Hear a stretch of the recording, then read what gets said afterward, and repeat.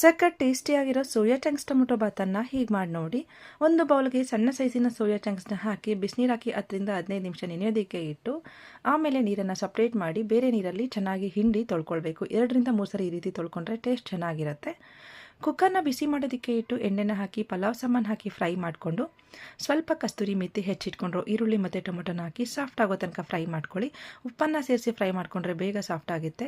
ಶುಂಠಿ ಬೆಳ್ಳುಳ್ಳಿ ಪೇಸ್ಟ್ನ ಹಾಕಿ ಹಸಿ ಸ್ಮೆಲ್ ಹೋಗೋ ತನಕ ಫ್ರೈ ಮಾಡಿಕೊಂಡು ಅಚ್ಚ ಖಾರದ ಪುಡಿ, ಅರ್ಶಿಣದ ಪುಡಿ, ಗರಂ ಮಸಾಲ ಹಾಕಿ ಚೆನ್ನಾಗಿ ಮಿಕ್ಸ್ ಮಾಡಿಕೊಟ್ಟು 1 ಕಪ್ನಷ್ಟು ಹಸಿ ಬಟಾಣಿ ಹಾಕಿ ತೊಳೆದು ನೆನೆಸಿಟ್ಕೊಂಡಿರ್ತಕ್ಕಂಥ ಸೋಯಾ ಚಂಕ್ಸ್ ಹಾಕಿ ಮಿಕ್ಸ್ ಮಾಡಿಕೊಟ್ಟು ಸ್ವಲ್ಪ ಪುದೀನ ಸೊಪ್ಪನ್ನ ಹಾಕಿ ಮಿಕ್ಸ್ ಮಾಡಿ ನೆನೆಸಿಟ್ಕೊಂಡ್ರು ಅಕ್ಕಿಯನ್ನು ಹಾಕಿ ಮಿಕ್ಸ್ ಮಾಡಿ ಇದಕ್ಕೆ 3 ಕಪ್ನಷ್ಟು ನೀರನ್ನು ಹಾಕ್ಕೊಳ್ಬೇಕು. ಹಾಕಿ ರುಚಿಗೆ ತಕ್ಕಷ್ಟು ಉಪ್ಪು ಹಾಗೆ ಚಿಕನ್ ಮಸಾಲ ಸೇರಿಸಿ ಚೆನ್ನಾಗಿ ಮಿಕ್ಸ್ ಮಾಡಿಕೊಟ್ಟು ಕುಕ್ಕರ್ ಲಿಡ್ಡನ್ನು ಕ್ಲೋಸ್ ಮಾಡಿ 2 ವಿಷಲ್ ಕೂಗಿಸ್ಕೊಂಡು ಓಪನ್ ಮಾಡ್ಕೊಳ್ಳಿ. ಈಗ ಸ್ವಲ್ಪ ತುಪ್ಪನ ಸೇರಿಸಿ ಮಿಕ್ಸ್ ಮಾಡಿಕೊಟ್ರೆ ಸಖತ್ ಟೇಸ್ಟಿಯಾಗಿರೋ ಸೋಯಾ ಚಂಕ್ಸ್ ಟೊಮೊಟೊ ಬಾತ್ ರೆಡಿ.